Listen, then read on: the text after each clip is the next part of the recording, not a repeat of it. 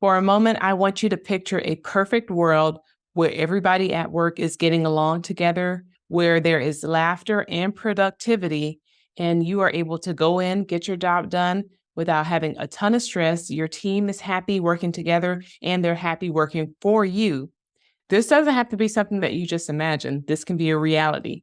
We'll talk about it in this video. Hi, if you don't know me already, my name is Baretha Andrews, and I am the founder of Simply Unique Coaching. I have been leading for over 15 years, and I'm sharing with you tips and strategies that I found to be helpful after leading multiple teams.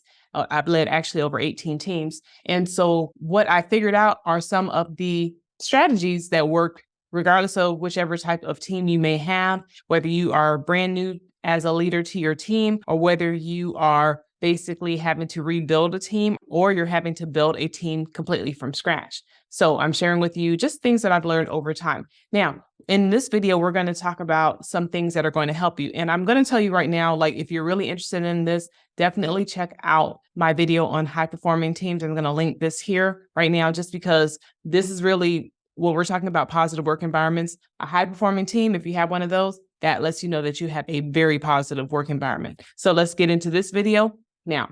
And if you're watching this video, maybe you have a decent work environment, or maybe you have a good work environment and you're looking for ideas to make it even better, or you have a work environment where your team may be struggling to get along and you're like, how can I help make this a better workplace so that there is a higher level of morale and where people are excited to come to work and they're not necessarily dragging in and feeling like, oh gosh, it's another Monday, We want them to be excited to come to work with smiles on their face, with a lot of energy and ready to tackle the tasks that need to be done.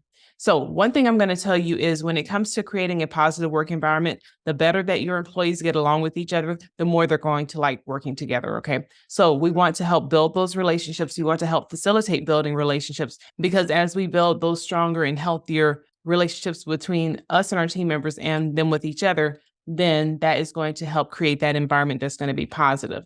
Next, we want to try to get to the root of any issues. If there are any trust issues that are occurring on the team where maybe team members are not getting along, we need to address them. If there's any conflict that needs to be resolved that is hindering the ability for the relationships to be built, the professional working relationships to be built, as well as the camaraderie that needs to be there. So it has to be like a delicate balance there, because there has to be a level of professionalism so that we are ensuring that we're getting the job done and we're productive. But then there also has to be a camaraderie that is going to be there. And you want it to get to the point where basically your team members, even if they decide to leave the company at some point in time, they're still staying connected to certain people in the company because of the relationships that they built. So the better that they build their own relationships, then the better it's going to be.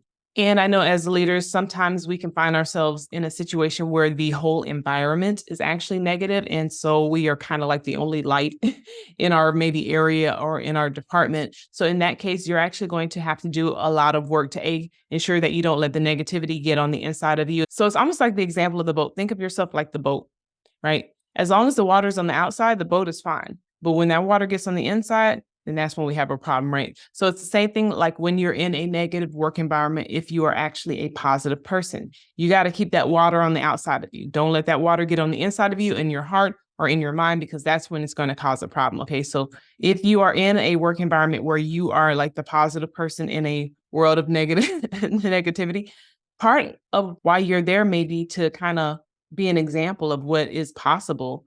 I found that sometimes when I've been in those kind of situations, I felt like I was just assigned there to work with certain people or to help out certain people. And then just, when I felt like my time was up, the people I was there to help had been helped. And then I was moved on to something else. I moved on to, greener pastures, or another opportunity presented itself. So whenever those work environments that are negative, don't let them get on the inside of you. You're going to have to work really hard, because at least if it's not on the inside of you, what you do as the leader, you have authority, and the authority that you walk in is going to fall over onto your team. Okay. So if you are a positive person and you have team members on your team, you have more influence with them than maybe some other things that are happening in the environment. Now they will come to you and tell you about what's happening, and you can try to coach them and lead them through that. But you don't want to have them say, oh, it sucks, it's terrible. And you're like, yeah, man, it sucks, it's terrible. No, you'd be like, you know what? I can see where there's some difficulties here, but we're going to do the best we can while we're here. We're going to help our clients. We're going to help our customers. We're going to do the best that we can to make a difference in the world. And there's one saying I heard in a movie years ago, and I thought it was so powerful.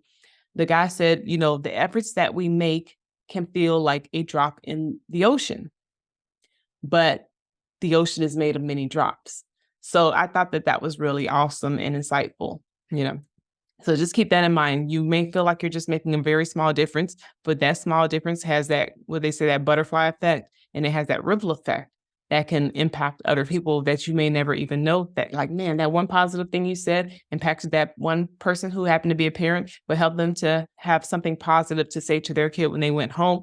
And then that kid grows up to be some awesome person. You never know to what extent you are actually influencing the world in a positive way, right? So keep that in mind. Next, we definitely want to make sure that we're acknowledging our employees and their efforts and how much they are doing to help our organizations. We want to make sure that we have that safe space for our employees to share their thoughts and what they're thinking. And we want to make sure that we promote that healthy work-life balance. I am all about healthy work-life balance. I do not believe in stressing out unnecessarily. I think that as I continue to grow as a person, I am staying as far away from stress as possible, especially realizing that, as stressed out as we can become, like we don't think as clearly as when we're at peace and when we are calm and when we are able to think things through. A lot of times we can make a lot of bad decisions if there is a high level of stress continually. So the more that we can avoid having this super, super, super high level of stress, especially for long periods of time, the better it's actually going to be for us. And it's going to help us to have great health and to have a long life because we are not as stressed, right? So we want to have ways to manage stress as well. So whether it's working out, whether it's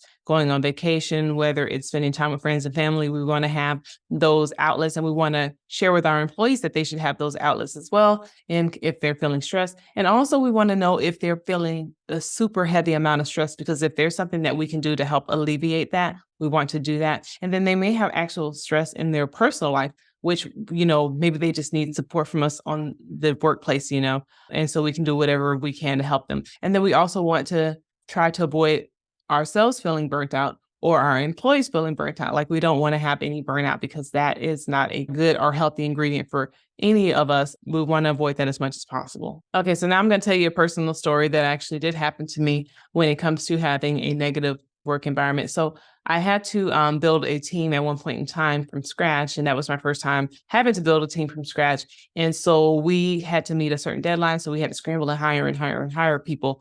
And so because we were just really trying to fill seats and make sure that we had some people who are knowledgeable enough to get us up and running, we hired what we could. Now, I've learned from there. I've since learned that that's not the best way to hire. And so there was a bit of negativity on the team because there were actually a couple of negative people that we hired, which we didn't know that, in the interview, because everyone's going to present their best representative and their best self, right? But over time and working with some of them, it was like, okay, this is not necessarily a good fit for the team. And eventually those individuals moved on to other positions into other companies. And that actually worked out in our favor because I was able to back hire and put people in those positions that really wanted to be there. And when we were able to get better employees in those jobs, and then people who wanted to be there, people who were more like-minded, people who were supportive, our team took off. We got awards, we got recognition, and it was amazing. So that's just one story of me having to help move a team from being negative and having low morale, which the whole team didn't have it, but it was enough people. So have you ever worked in a negative work environment before? Tell me about it in the comments. Also, have you worked for a positive work environment? Also, tell me about that in the comments. I want to know about that. How has that experience been? And as a leader, have you had to transition a team from maybe being in a negative morale space into being in a more positive morale space? I definitely want to know about that. Let me know in the comments. If you're looking for more leadership strategies and tips, go ahead and check out this video, which I'm going to link here. Otherwise, I hope that you guys have a great and fantastic day. Make sure you take some time off. Make sure you do something fun. Do something that makes you smile or laugh. Laughter is good actually for your body. It actually helps heal your body. It's really interesting. So anyway, laughter is good for the soul, right? All right, guys, make it a great day. Take care. Bye.